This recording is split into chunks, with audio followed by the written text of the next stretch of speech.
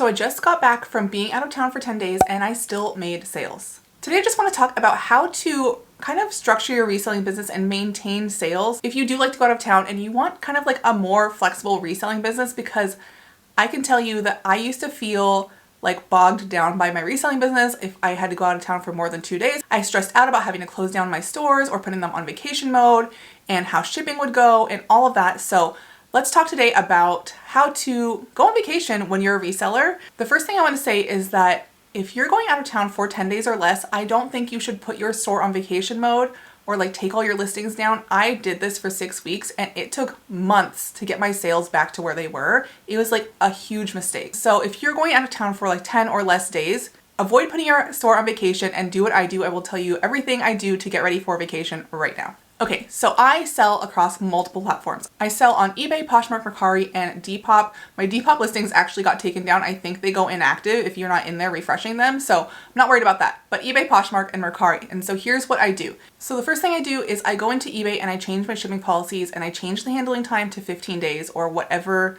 I always give myself a couple days of padding. So I was gone for 10 days. I changed my handling time to 15 days just to make sure that if I got delayed or anything, it was still okay and not shipped late on eBay. That means when people look at my item, they can see the shipping estimate and they can see that it's out about 15 days.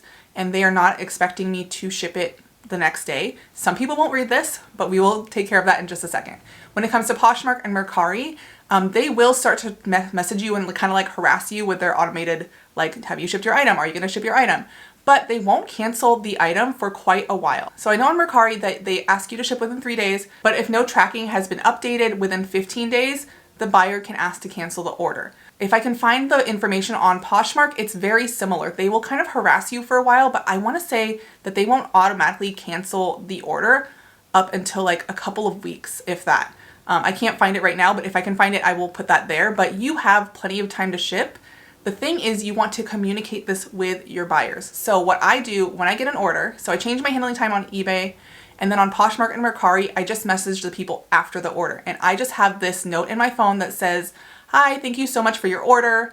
I'm actually out of town right now and I will be returning on this date and I will ship your items out the next day. So sorry for the inconvenience. If you would like to cancel the order, I totally understand and you can go ahead and do that. If not, I appreciate your order and I will ship it as soon as I get back." And 9 times out of 10, they're totally fine with that. Most people aren't in like a huge hurry, and as long as you let them know, they're totally fine. So I had over 20 orders. Not one person replied and said, "No, I want to cancel." Everybody was like, "That's totally fine," or some people didn't respond at all. And I shipped their items and I have not heard anything bad since. So this isn't something you obviously want to do just for funsies, but if you are going out of town and you want to keep those orders coming in, then this is a great way to do that. Another thing I like to do is kind of stock up on drafts. I have my VA draft my items in Vendoo, and now is a good time to mention Vendoo is a sponsor of this video, and I have my VA go do my drafts in Vendoo, and then that way my VA doesn't actually have access to my individual selling accounts. So they can't get into eBay or Poshmark or Mercari. They're actually just going into Vendoo and doing the drafts there. So they don't have access to my bank information or anything like that. If you want to check out Vendoo, Vendoo is my favorite cross-posting platform. I've been using it for years and it helps me cross-post all of my items and also like delist and relist my items to refresh them. I check out my analytics. I used it to show you how much my sales have been, because you can check easily what your sales are across a couple weeks, across the entire year. You can see your top selling categories. You can see your top selling brands. I love Vendoo. So go ahead and check out Vendoo with the link below if you are interested in checking that out and maximizing your sales by cross-posting your items, or if you are already cross-posting, just saving yourself time from having to do that manually. So like I was saying, I have my VA draft my items in Vendoo, and then I had like 30 items or so in drafts, and anytime I had a chance, I just hopped on the computer and made like 3 or 5 of them live just so I had new listings going up, and I just kind of had activity. I wasn't as good about it as I wanted to be, but I did get about 10 new listings up while I was out of town, and that was good enough for me. So now you know what I do when I go out of town, and keep those sales rolling in. I still want to keep making money, especially if I'm out of town. You know, I'm spending more money doing things like taking my kids to the fair, going out to eat, and just doing fun stuff. So we had a lot of fun. We still made a little bit of money to help us pay for all the things that we were doing, and none of my buyers are mad, and I sold some stuff that I really, really, really wanted to get sold. So let me show you what I sold. Okay, I lied. I sold 14 items. I don't know where I got 20 from. I thought it was 24, but it was 14. But that's still, I still did $371 in sales and $210 in profit. I sold more on Poshmark than I did on eBay. And my average sale price was around $26, and I only actually listed 7 items. Oops. All right. All right, so now we're gonna look at what items I sold while I was gone. So we're just clicking on sold. We went over here to inventory, and now we're clicking on sold. And it says 0 sales detected because this will update when I have sales that just sold that I haven't input all the information, like the sold price and all that, the fees and all of that. So we've processed all of our listings so far, but we're going to look at advanced features. If you didn't know this was here, now you know, because it took me a while to figure it out. I think it's new. If you go to advanced features, you can say date sold. The second, there we go, through the 14th. And now we can see all the items that were sold. So we'll start at the bottom with the first item, which was a pair of soft surrounding pants. Some of these were items that like I purchased to sell and whatnot, or sell to a buy sell trade store. So some of these are not like huge sales, but I still made sales. So these sold on eBay. They were listed for $20. And then, so they were $12 or $24.75 with shipping, because I charge flat rate shipping, either $4.75 or $5.99 on most of my items. After fees and everything, I profited $13.88 on these. I'm totally fine with a bin's fine giving me $13 in profit. The next one is this Ariat hoodie that I've had listed since May. It's not exactly hoodie season yet, but it's getting there. So I think I'm going to start selling these types of things, which is nice. Sold it on Poshmark for $29. I originally had it listed at, I guess, $29. All right, sold it for $29. After fees and everything, I profited $22 on this. Next is this pair of men's boots. And I've had it since November, or had them since November. So they literally moved into this house with me. And I'm so glad I finally sold them. When I looked them up, the comps were more like 50 or 60, but I just could not get that. So I just kept lowering the price. I don't know if it was the size, or if these just aren't in style anymore, or maybe boot season was ending in November. Maybe that's something I need to note. So listed it in November, finally sold it on eBay for $36, including shipping. Didn't make much money on this. So fees, cost of goods was $14.99 because I bought this at the retail Goodwill. Not a great buy. And then shipping fees. So my profit on this was $7.27. So just because you sell something for a higher price doesn't mean you're making a higher profit. You need to be making good buying decisions. All right. So this item is a pair or a set of feet for like a camping chair. And I had no idea what these were. This was from, someone was having a yard sale of items from like an Amazon bins store, and we got a whole bunch of stuff for like $20 out the door. I actually did a post on Instagram about it showing everything that I got, and there were only 2 things in the entire lot of stuff that we got that was sellable. Everything else was just kind of personal stuff that we were throwing in. All right, so this was listed on August 9th. So I listed this when I was at my sister's house on vacation, and they sold the next day. I had them listed for $25, and then I had $5.99 for shipping, so $30.99 total price.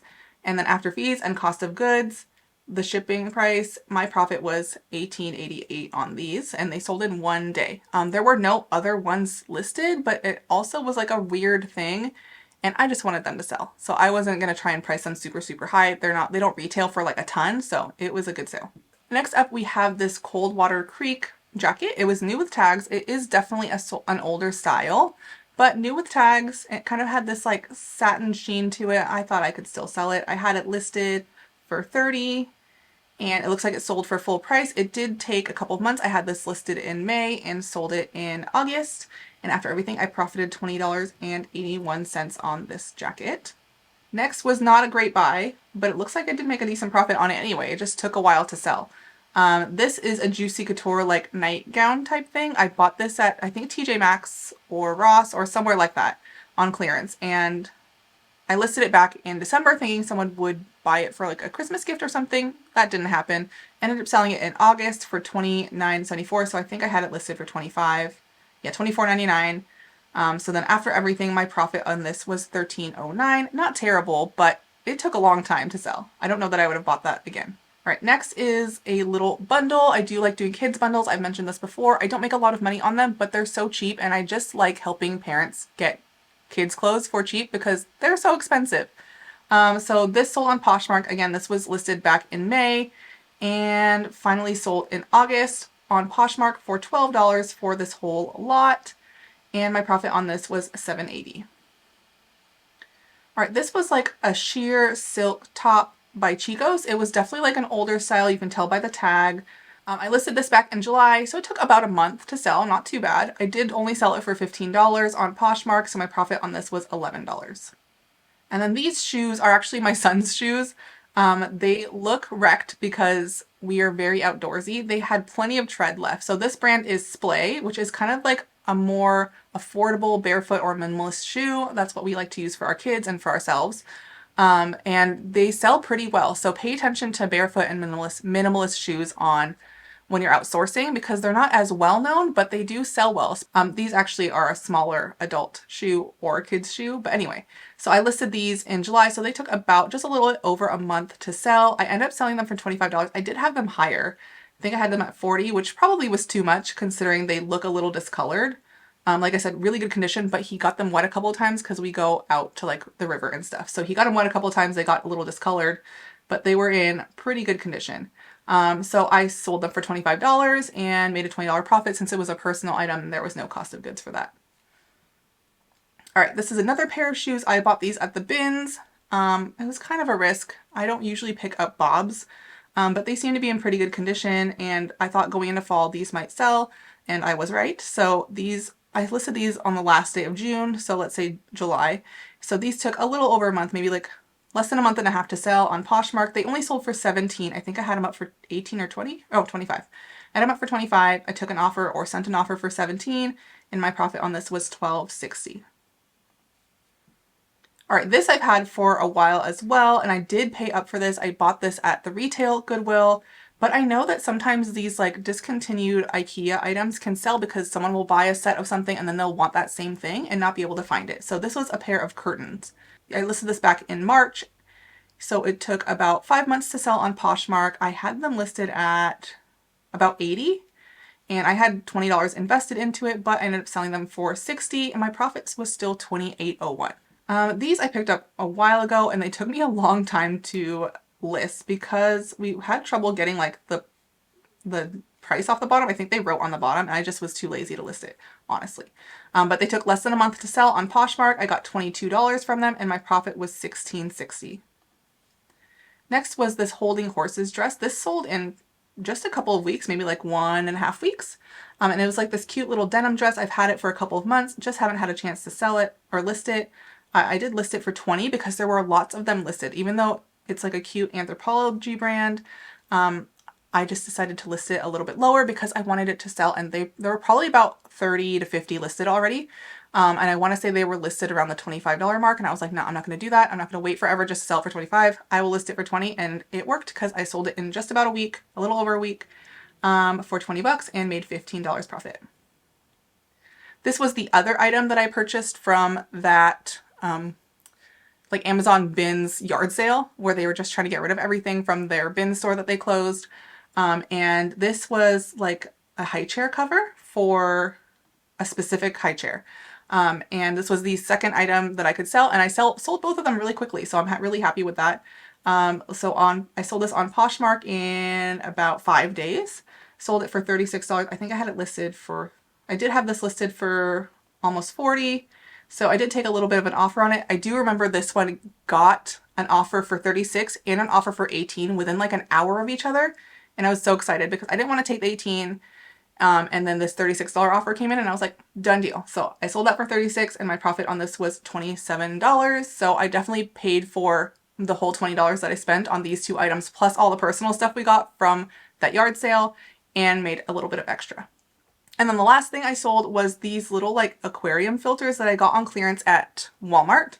They were $1 each. It probably wasn't like the most exciting buy. I actually got home and I was like, oh, is this even worth selling? Because they were selling for so little. But things that sell on eBay, sometimes I will buy replenishables that sell on eBay that don't make a huge profit. And then I price them in a way that will sell quickly so that eBay loves me and I'm like bumped up in their algorithm. My theory is that when eBay sees that you're selling things, they will continue to show your items to more people because they like your store. They see that you're selling things. They see that people are buying the things that you're selling. So I'm all for it. So as you can see, I had 2 sets of these. So I bought 6 of these total, and I did it in groups of 3. And there were tons of these listed, honestly, and not tons of them were selling. So I just priced them, again, really competitively, and I sold them quickly. I listed them on the 9th, and I sold a set on the 10th while I was gone. And then again, another set yesterday on the 18th. I only profited $3.85 on each one, but I profited $3.85, and eBay loves me because I'm selling lots of stuff. So I will take it. Plus, I only had to list this one time and made 2 sales, so it works for me. So that is everything I sold while I was out of town for 10 days. Hopefully you found this video helpful, and you can take these tips next time you want to go on vacation. I never want to have a business that requires me to be home and never be able to like take days off. I want to go be able to have fun, and I think 7 to 10 days is a reasonable vacation, and I still want to make money while I'm doing that. So hopefully this inspired you to go take a vacation, even if it's just a weekend. Don't be scared to step away from your business. Just take the tips I provided and you should be just fine. Thank you so much for watching. Bye.